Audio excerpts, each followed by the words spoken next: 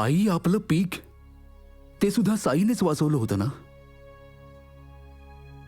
इतकं सगळं चांगलं करून सुद्धा तू साई बद्दल इतका वाईट विचार कसा करू शकतेस?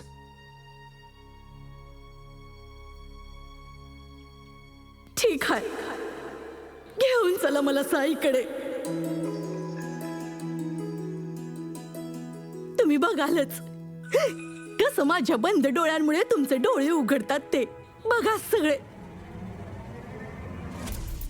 तो माझा इलाज नाही करणार. मी त्याच्या बोलण्यावर विश्वास ठेवत नाही ना, म्हणून तो माझा द्वेष करतो. बघाच तुम्ही, कोणतं ना कोणतं कारण नक्कीच देईल. सावकाश आई. अरे किती चालायला लावशील रे मला. बस पोहोचलो आई. पोहोचलो की नाही अजून? आई, की चालवून चालवून मारूनच टाकणार आहात हो मला. पोहोचलो. आई सावकाश सावकाश आई सावकाश. पोहोचलो आई. आई सावकाश सावकाश सावकाश आई. आई आई सावकाश. सांभाळून सांभाळून सांभाळून.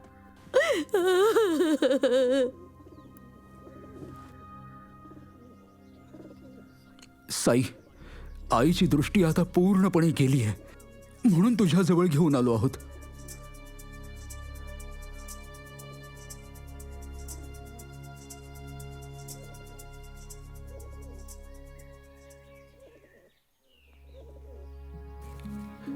यांना इथे बसवा.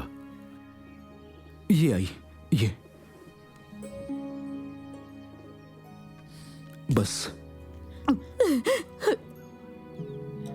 ये. बस बस बस इथे बस. बस सावकाश सावकाश सांभाळून.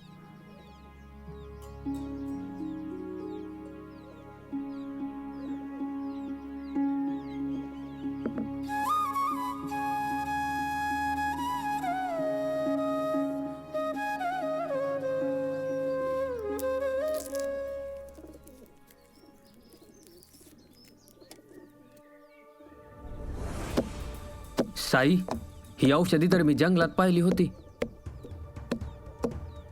ही तर विषारी आहे. हो, त्याच्या फळापासून निघणाऱ्या रसाने त्वचा जळून जाते. साई, याने तुम्ही काय करताय? मी सांगितलं होतं ना हा सूड उगवण्याची तयारी करतोय म्हणून. बघितलं, जेव्हा वाईट दिवस येतात ना तेव्हा असंच होतं. ज्याला मला माझ्या घरात बघायची इच्छा नव्हती, मला त्याच्याचकडे घेऊन आलेत माझ्या डोळ्यांवर उपचार करण्यासाठी. आपा काय होतंय रे? इतका वेळ का लागतोय? दृष्ट काढायची तयारी चालली आहे का? हो, कदाचित माझीच दृष्ट लागली असेल तुम्हाला. हो हो, काढ हवी असतात तुला आणि तुझ्या बाहेर जायला. कडू कडू औषधं पाजायला मला.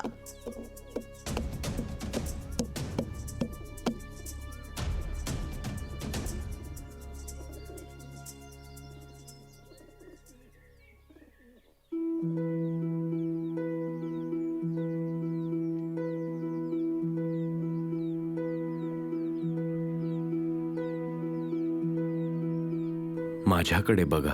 कुठे बघू? आंधळी आहे मी. मला कसं माहित असणार तू कुठे उभायस?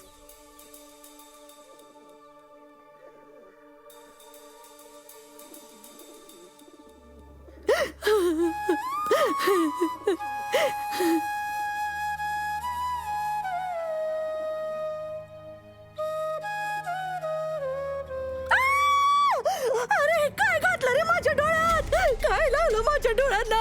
जळजळतंय रे. आई, आई. मला नाही लावून घ्यायचं. आई. नाही लावायचं आई, बस.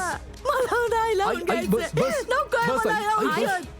आई, माझ्या बस. डोळ्यांची खूप बस, जळजळ आई. काही होणार नाही तुम्हाला. आई खूप जळजळ होते रे. मला मारून टाकलं रे. आई, बस. मारून टाकलं याने. आई, सगळं नीट डोळे होईल, तू फोडून बस. टाकले माझे. अरे सत्यानाश आई झाला तुम्ही रे. बसा, तुम्हाला काहीच नाही होणार आई. आप्पा, अरे कोणत्या जन्मीचा सूड उगवलास र माझ्यावर.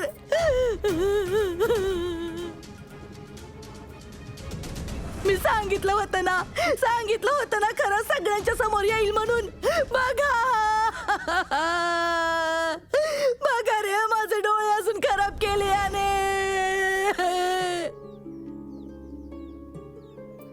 आई सगळं काही ठीक होईल. आई तुमचे डोळे बरे होतील आई.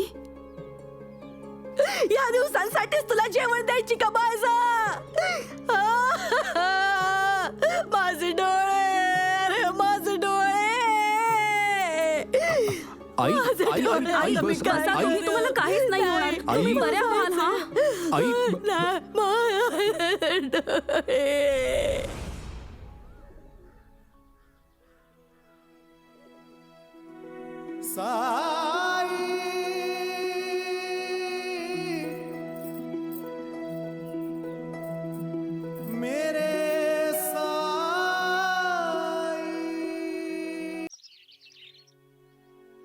ते लोक सांगत होते की लग्नाला आता जास्त उशीर नको करायला. हे बघ, लग्नासाठी चांगला मुहूर्त तर दिवाळीच्या पुढचा दिवस आहे. आणि आपल्या यमुनेच्या ग्रहमानानुसार यापेक्षा चांगला मुहूर्त असूच शकत नाही. दिवाळी. अहो पण दिवाळी तर आता महिन्यावरच आली आहे आणि लग्नाची एवढी सगळी तयारी करण्यासाठी 2 महिने तर हवेतच ना.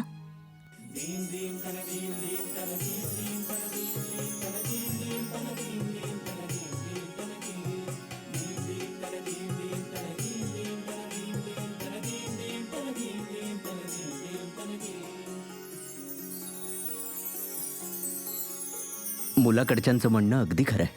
आपण लग्नाला जास्त उशीर करायला नको. हे खंडोबा, 2 महिन्यांची तयारी 1 महिन्यात करायची आहे. तयारीला लाग आता.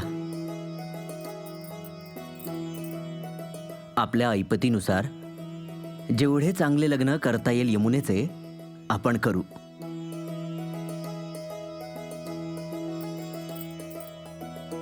सगळ्यात आधी हा शुभ मुहूर्त साईंना सांगून येतो आणि त्यानंतर मग बाजारात जाईन मी. अहो अहो आई, बाबा कुठे निघून गेले? साईंना भेटायला गेलेत आणि मग तिथूनच बाजारात जातील. आई, पहिल्यांदाच असं झालंय की बाबा खंडोबाच्या नैवेद्याचं ताट घेऊन जायला विसरलेत.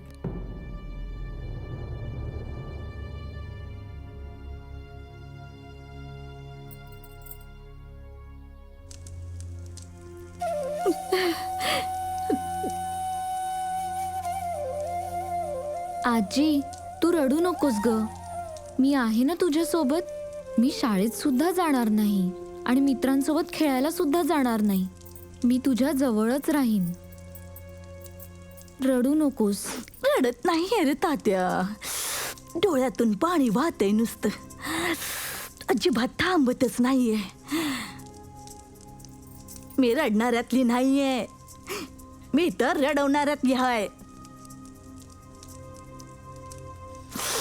आणि रडून उपयोग तरी काय आहे? जे व्हायचं ते तर झालंच.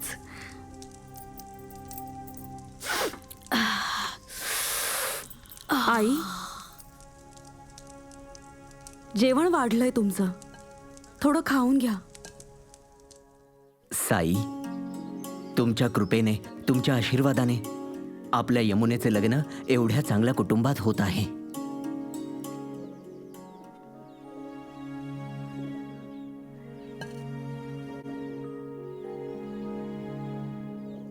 म्हाळसा पती,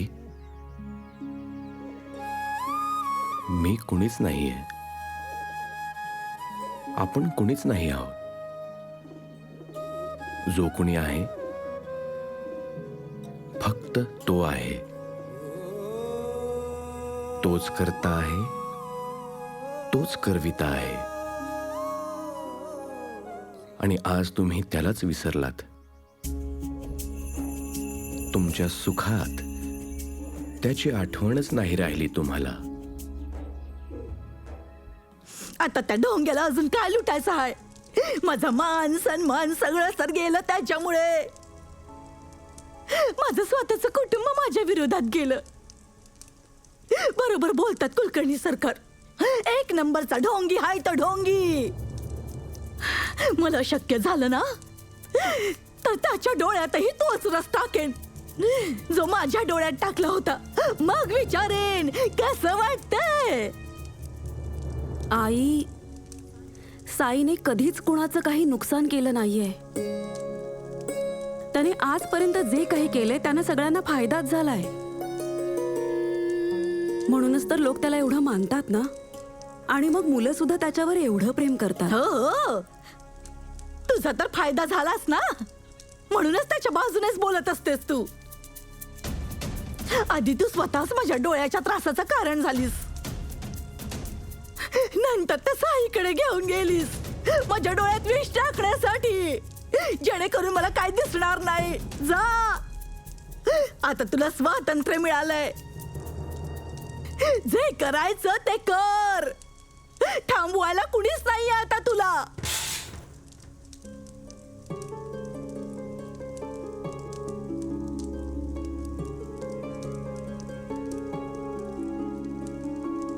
आई, आजी असं का म्हणते की साईंनी तिच्या डोळ्यात विष घातलंय? खरंच साईंनी? श्रद्धा आणि सबुरी ठेव तात्या. जे विषाचं औषध बनवतील ते अमृत आहेत साई. साई साई साई. हे तुम्ही काय बोलताय साई? मला काहीच कळलं नाही. खंडोबा, आज खंडोबा रायाला नैवेद्य अर्पण नाही केलं तुम्ही.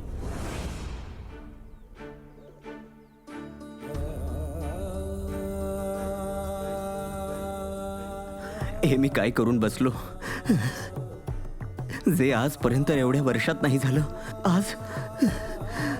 आज स्वतःच्या धुंदीत माझ्या खंडोबाच्या नैवेद्याचे ताट घेतल्याशिवाय हे मी कसं करू शकतो? हे माझ्या हातातून कसं घडलं? कदाचित याच्यामुळे माझ्या यमुनेचं लग्न.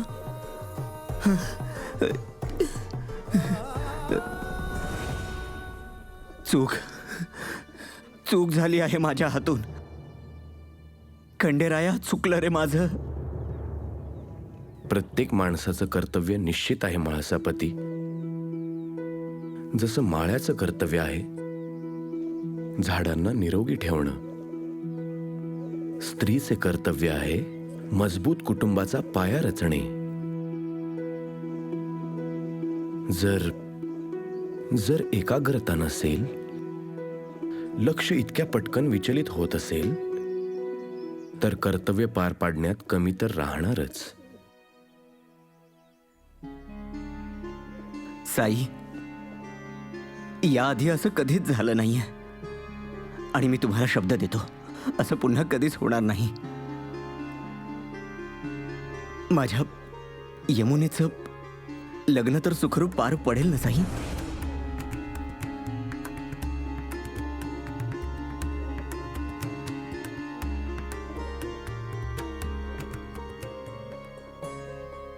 अल्लाह मालिक.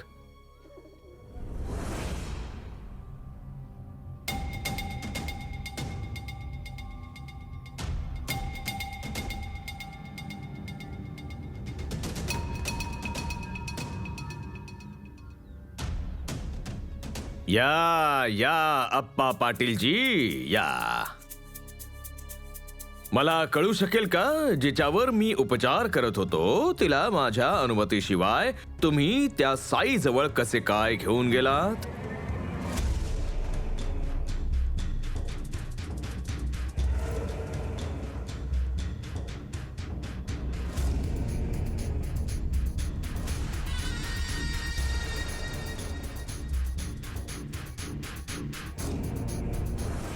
यांच्या आईवर मी उपचार करत होतो, ते सुद्धा मोफत.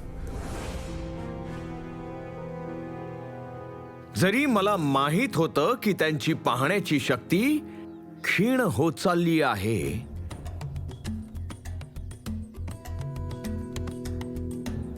पण मी प्रयत्न करत होतो. मी परत आणणार होतो त्यांची दृष्टी.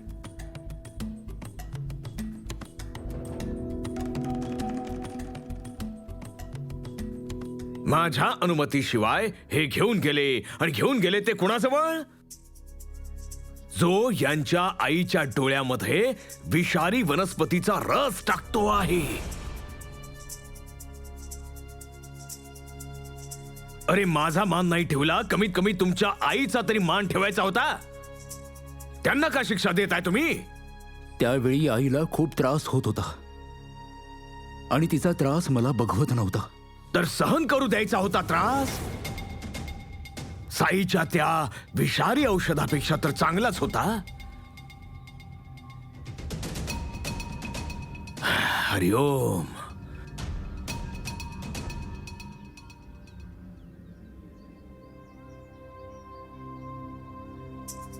मुलगाच आपल्या आईवर अत्याचार करतोय, पण बघा पश्चाताप दिसतोय का चेहऱ्यावर? साईच्या प्रेमात आंधळ होणं किती धोकादायक असतं बघितलं का?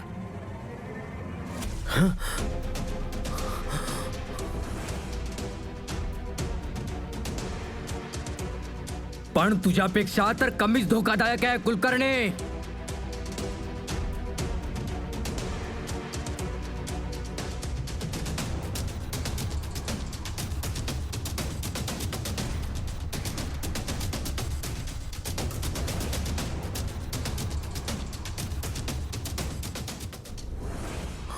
कोण आहे?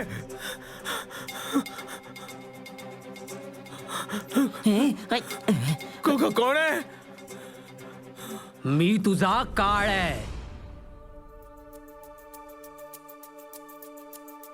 हिम्मत असेल तर समोर ये. लपून का बरं बसलायस असा तू? येईन, पण ज्या दिवशी येईन तो दिवस तुझ्यासाठी शेवटचा ठरल.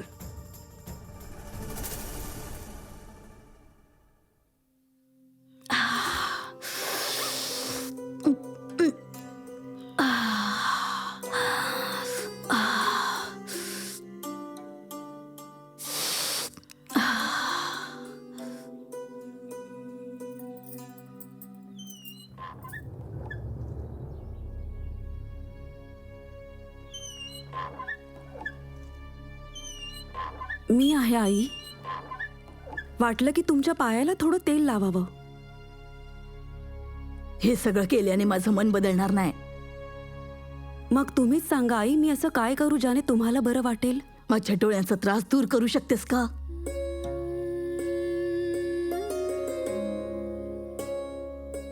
सगळं ठीक होईल आई. तुम्ही साईवर विश्वास ठेवा.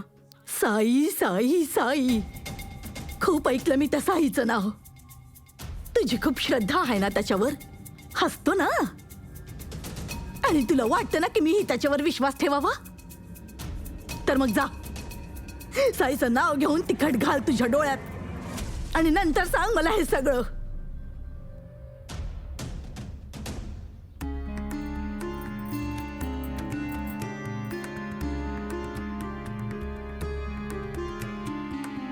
काय झालं? गप्प का झालीस?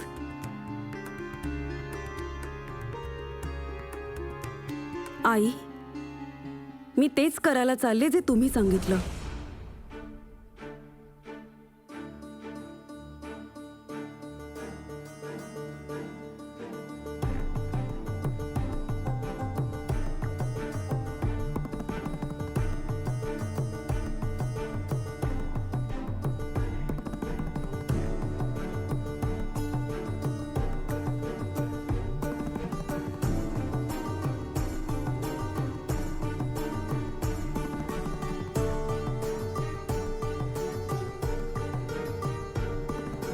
माझ्यासमोर नाटकं करू नकोस.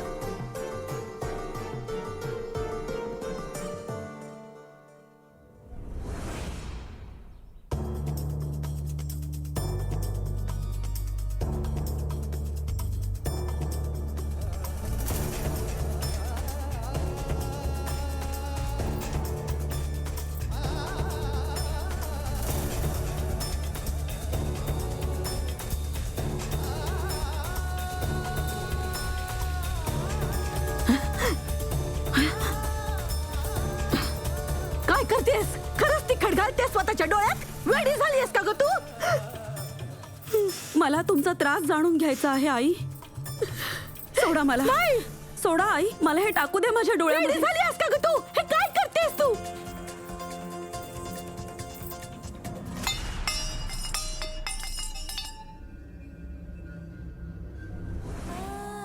मला मान्य आहे की मी कधीच तुमची चांगली सून नाही होऊ शकले. नक्कीच कुठे ना कुठे चूक माझीच आहे. जर तुम्हाला माझ्यापेक्षा जास्त विश्वास त्या लोकांवर बसला ज्यांनी आपल्या घरात चोरी केली, तर चूक तर माझीच आहे ना. जर मी नेहमीच तुमचं ऐकलं असतं तर असं काहीच झालं नसतं तुम्हाला. तुम्ही बरोबर बोलताय. तुमच्या डोळ्यांची दृष्टी माझ्यामुळेच गेलीये. आई, तुम्हाला जी काही शिक्षा द्यायची ना ती तुम्ही मला द्या. मला तुमचा त्रास वाटून घेऊ द्या.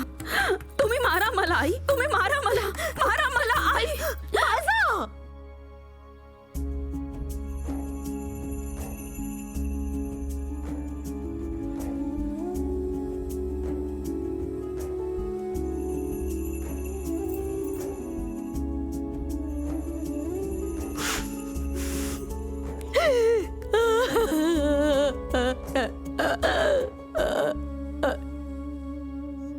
खरं तर हे आहे की तुझ्यापेक्षा चांगली सून कुणी असू शकत नाही.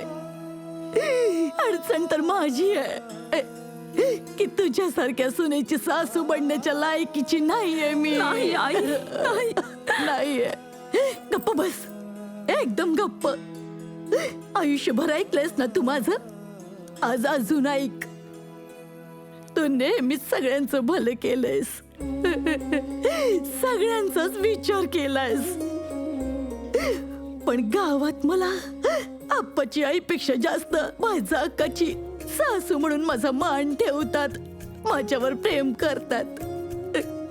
पण जेव्हा लोक येऊन मला हे सांगतात ना की बायजाने आम्हाला कशी मदत केली, तेव्हा मला अभिमान वाटायला हवा होता. पण नाही, त्यावेळी मी तुझा विचार केलाच नाही.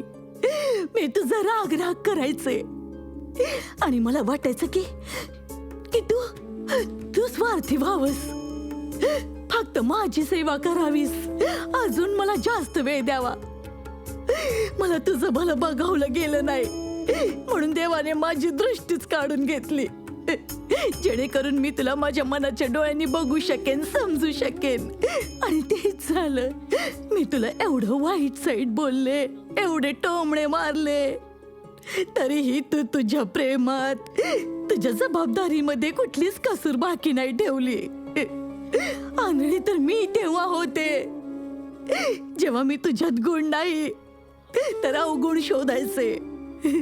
माहितीये का, दुःखाची गोष्ट तर ही आहे की मला तुझा खरेपणा माहित होता, पण स्वीकारू शकले नाही मी. म्हणूनच तर शिक्षा मला मिळाली पाहिजे. शिक्षा तर मला नाही, मिळाली आई. पाहिजे. नाही. आई आहात तुम्ही, माझ्या आई. तुम्हाला कुठली शिक्षा होता कामा नये. तुम्ही माझ्यावर ओरडता, रागवता, पण मला माहिती आहे की त्याच्यात सुद्धा तुमचं प्रेम दडलेलं आहे. आई, मी तुम्हाला वचन देते की मी नेहमीच तुमच्या जवळ राहीन. तुम्हाला मला हाक सुद्धा मारावी लागणार नाही. मी दिवस रात्र तुमची सेवा करीन. तक्रार करण्याची एकही संधी देणार नाही मी तुम्हाला. मला माहितीये, मला माहितीये ग.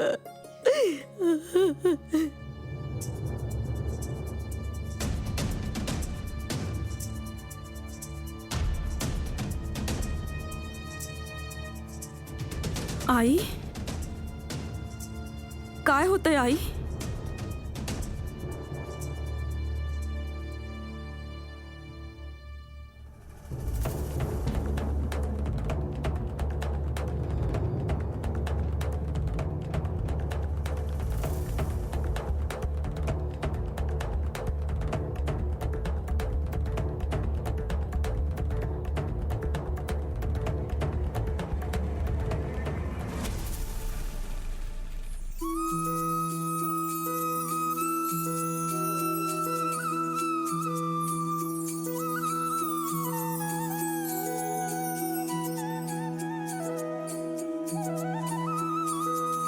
साई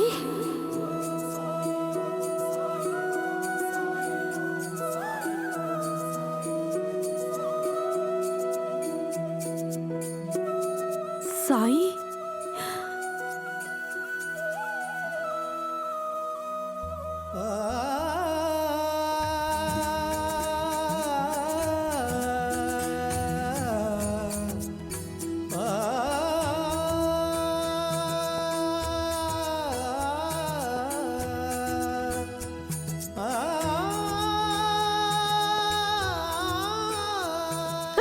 माझा माझा मी बघू शकते मला सगळं स्पष्टपणे दिसतंय मी पाहू शकते माझा मी पाहू शकते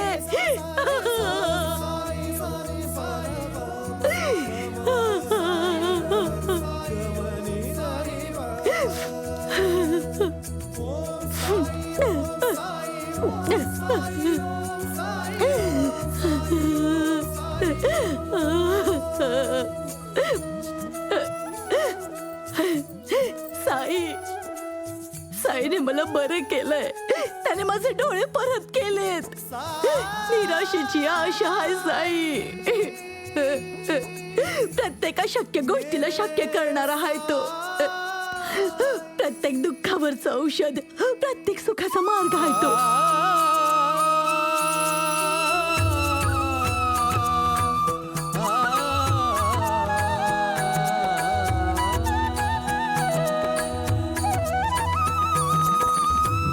धन्य साईनाथा तुझे सरकार नाव तुझ माझी आता लावी रे द्वार युगे युगे भक्तांसाठी घेसी अवतार तुझी दाता तुझी विधाता तुझी रे माझा तारणहार परम ज्ञान मज द्यावे चिरंतन अलख निरंजन साईराम चांगले कर्म करत राहा हाच सगळ्यात मोठा धर्म आहे लोकांना मदत करा हीच सगळ्यात मोठी पूजा जो दुसऱ्यांचा त्रास समजू शकतो तोच सगळ्यात मोठा ज्ञानी जो स्वतःच्या स्वार्थाशिवाय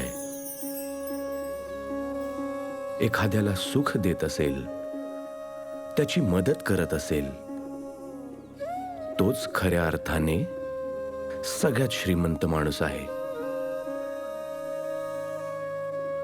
माझ्यावर एवढी मोठी कृपा करायचीच होती तर एवढा उशीर का केलास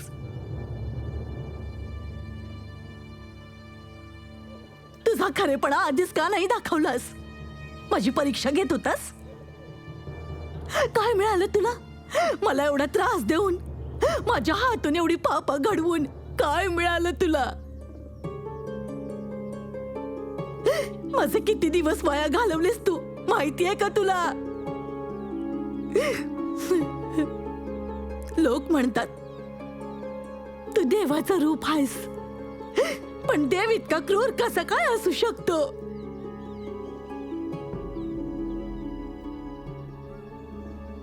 कदाचित माझ्या मागच्या जन्माचेच कर्म होते ज्यामुळे असे दिवस बघावे लागले आजचा दिवस आनंदाचा आणि जीवनाच्या पूर्णत्वाचा दिवस आहे कारण मी तुला ओळखलंय पण नाही आज तर मी फक्त आणि फक्त पश्चातापात बुडालेले आहे कारण तू माझ्या आयुष्यातील सगळ्यात दिव्य अनुभव पश्चातापाने भरला आहेस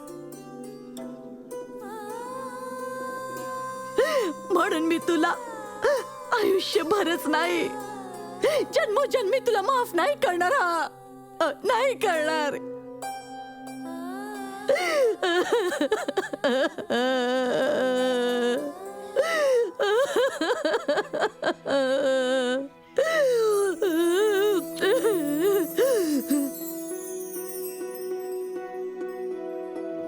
नका करू माफ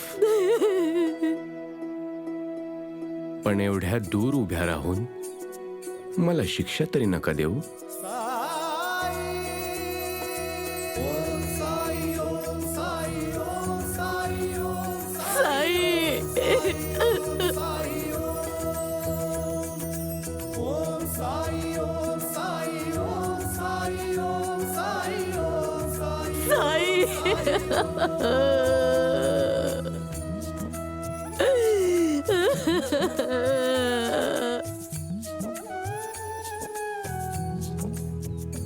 तुम्ही माझ्या आईच्या आई आहात.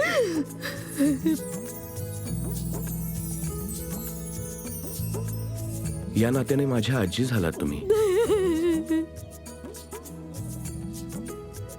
माझ्या आजीला असं रडताना बघून मला बरं वाटत नाहीये.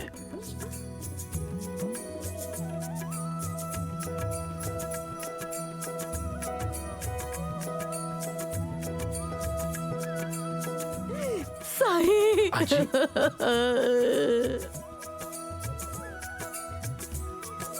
हे तुम्ही काय करताय? तुम्ही तर माझ्या डोक्यावर हात ठेवून मला आशीर्वाद द्या आजी. नाहीतर मला पाप लागेल. नाही साई, तुला माझंही आयुष्य लाभो. माझी हिंमत, माझी ताकद, सगळं काही तुला मिळो.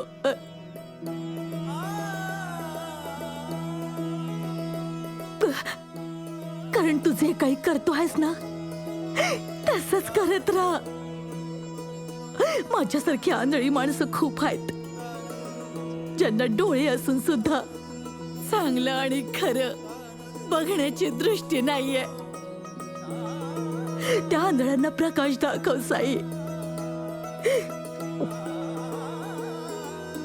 तुला माहितीये, जर माझी दृष्टी गेली नसती ना, तर ना मी माझ्या मनातला अंधार बघू शकले नसते आणि बाहेरही काढू शकले नसते.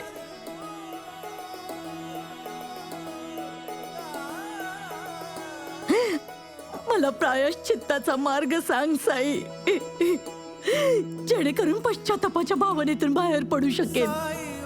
मला क्षमा कर साई, मला क्षमा कर.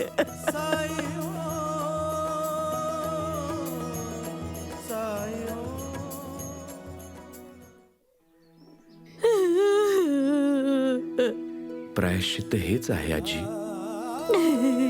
की जेव्हा तुम्हाला कोणी असं भेटेल जो चांगलेपणा आणि खरेपणा समोर असूनही तो पाहू शकत नसेल, तर त्याला मदत करा. ना त्याची जात, ना त्याचा धर्म बघून सगळ्यांना समान वागणूक द्या. सगळ्यांना प्रेम द्या. आणि थोडंफार प्रेम उरलंच तर ते माझ्यावर उदा.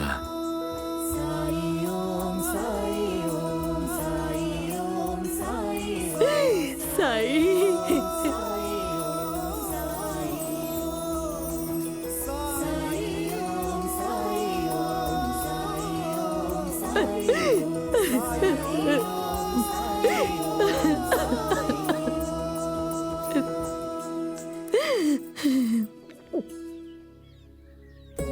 बरं झालं ना साई, यावेळी नवरात्रीची पूजा आम्ही घरी करण्याचा निर्णय घेतला.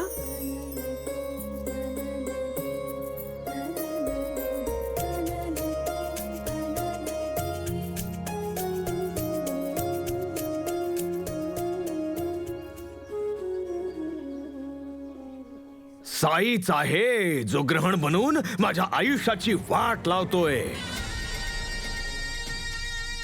आजपर्यंत कोणाचीच एवढी हिंमत नव्हती माझ्यावर डोळे वर करून बघण्याची. तर मग एवढं मोठं धाडस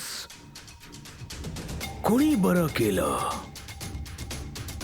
माझ्यावर तो ओरडला आणि तो बाण,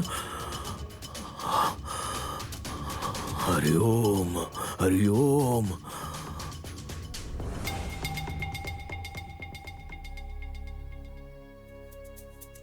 राम कृष्ण हरी, राम कृष्ण हरी. शिर्डीत कोण असा बंडखोर आहे जो माझ्याच विरोधात? काय दादा, बंडखोरी ती तुझ्याशी? शिर्डीत असा कोण असेल ज्याच्यात एवढी हिंमत आली? नाही चिऊ, जर सत्ता हातात ठेवायची असेल तर शत्रूला कधीच कमी लेखू नये. सरकार, कदाचित हे सुद्धा साईने नाही केलं ना. संपूर्ण गावात तुमचा एकच शत्रू आहे, पण त्याला बाण चालवता येतो का? नाही नाही, याच्या मागे साईचा हात नक्कीच असू शकतो, पण त्याला बाण मारता येणार नाही. असं होऊ शकतं कोणा दुसऱ्या मार्फत तो हे सगळं करतोय. पण असा कोण आहे जो त्याच्या मृत्यूला आमंत्रण देतोय? सरकार,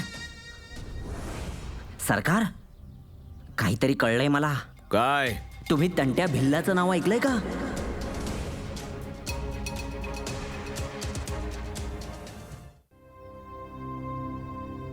हो, तो आदिवासी डाकू. का, त्याचं काय आता? तो श्रीमंतांना लुटून सगळं धन गरिबांना वाटतो. इंग्रज, धनिक, सावकार हे नेहमीच त्याच्या निशाण्यावर असतात. मी तर असं ऐकलंय सरकार, जवळच्या गावातल्या प्रमुखाला आणि सावकाराला त्याने लुटलंय. कदाचित असं तर नाही ना की तुम्हीही त्याच्या निशाण्यावर आहात? आणि जे झालं ते त्याच्याच एखाद्या साथीदाराने.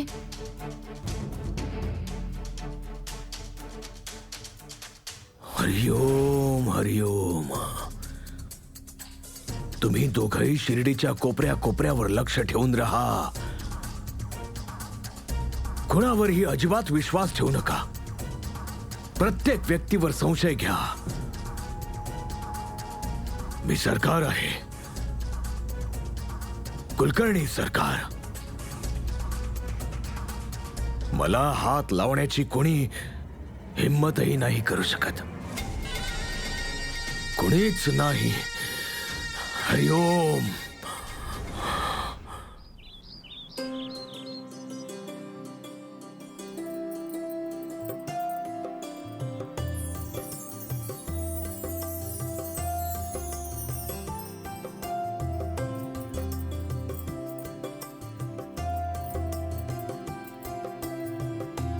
या देवी सर्वभूतेषु श्रद्धा रूपेण संस्थिता. नमस्तस्ये नमस्तस्ये. नमस्तस्यै नमो नमः.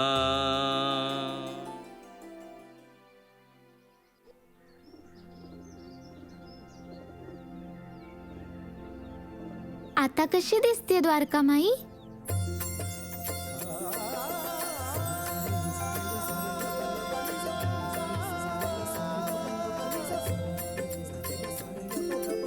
साई, मी हे घेऊन आलोय. मी पाहिलं की सगळे फुलं आणि आंब्याची पानं घेऊन येत होते, मग मी हे घेऊन आलो.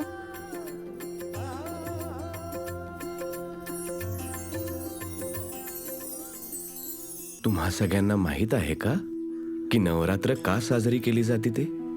मी असं ऐकलंय की देवी आई येते. सगळ्यांची घरं सजवली जातात आणि सगळे लोक जागरण करतात. नवरात्रीचा अर्थ असतो 9 रात्र आणि 10 दिवस आपण देवी आईची पूजा करतो. हा निसर्गच आहे आदिशक्ती. हिच्याशिवाय काहीच नाही. म्हणूनच या 9 रात्री म्हणजे नवरात्रीमध्ये आपण छोट्या मुलींची पूजा करतो, त्यांना देवीचं रूप मानून. माझी कधीच पूजा केली नाहीये, कारण मी शेणाचं काम करते ना, गोवऱ्या बनवते. म्हणजे मी देवीचं रूप नाहीये.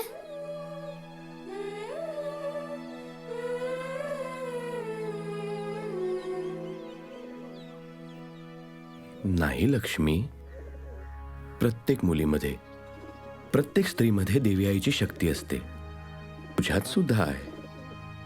खरंच? तर मग आपण झिपरीची सुद्धा पूजा केली पाहिजे का?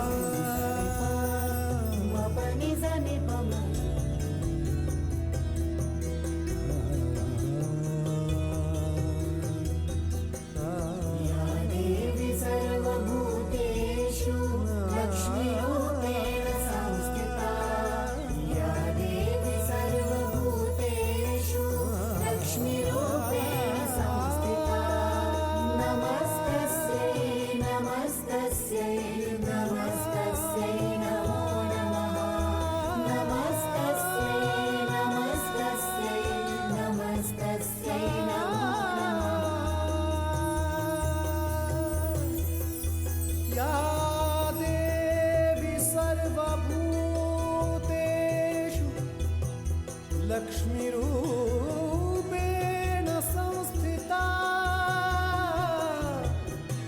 नमस्तस्यै नमस्तस्यै नमस्तस्यै